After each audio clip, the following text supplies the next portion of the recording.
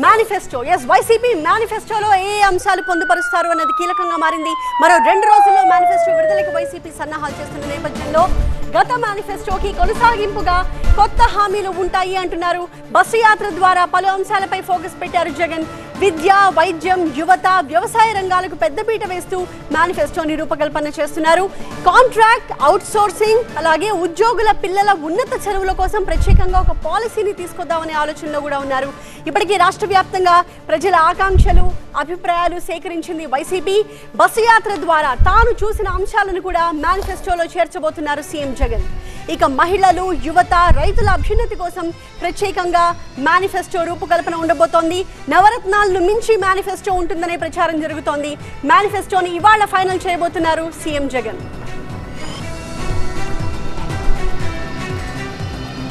YCP ముఖ్య నేతలతో మేనిఫెస్టోకు సంబంధించి తుది కసరత్తు చేయబోతున్నారు జగన్. ఐపాక్ టీంతో పాటుగా విశాఖ నేతలతో కూడా సమావేశం కాబోతున్నారు.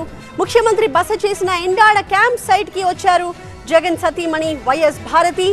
ఇవాళ విశాఖ వైసీపీ నేతలతో కీలక సమావేశం ఉంటుంది. మేయర్, డిప్యూటీ మేయర్తో పాటుగా 18 మందికి ఈ సమావేశానికి ఆహ్వానం వచ్చింది. ఎండాడలోని క్యాంప్ దగ్గరే విశాఖ జిల్లాపై సమీక్షలు చేస్తున్నారు.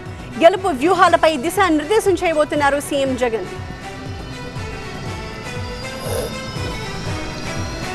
మరింత సమాచారాన్ని మా అసోసియేట్ ఎడిటర్ హసీనా లైవ్ లో అందిస్తారు. హసీనా, ప్రధానంగా మేనిఫెస్టో రూపకల్పనే ఇవాల్టి ఎజెండాగా తెలుస్తోంది. సో సీఎం ఎలాంటి అంశాల మీద ప్రత్యేకంగా దృష్టి సారించే అవకాశం ఉంది?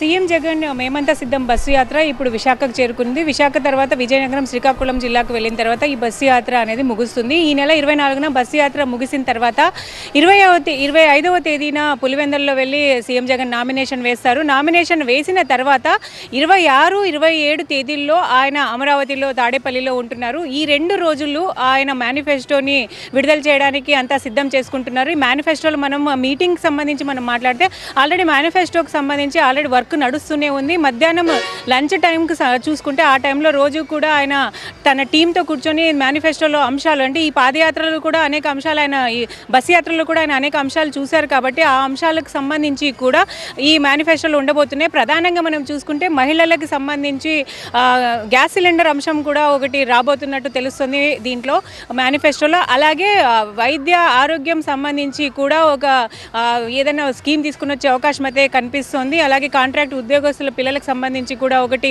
దీంట్లో చేర్చే అవకాశం ఉంది. అంటే గతంలో ఇచ్చిన హామీలను కొనసాగిస్తూనే మరో ఒక కొత్త హామీలు కూడా కొన్ని వచ్చే అవకాశం కనిపిస్తుంది. సో ఈ మేనిఫెస్టో 26వ తేదీ లేకపోతే 27వ తేదీన ఆయన పార్టీ కార్యాలయంలో రిలీజ్ చేయడానికి సిద్ధమవుతున్నట్టు మనకు తెలుస్తుంది.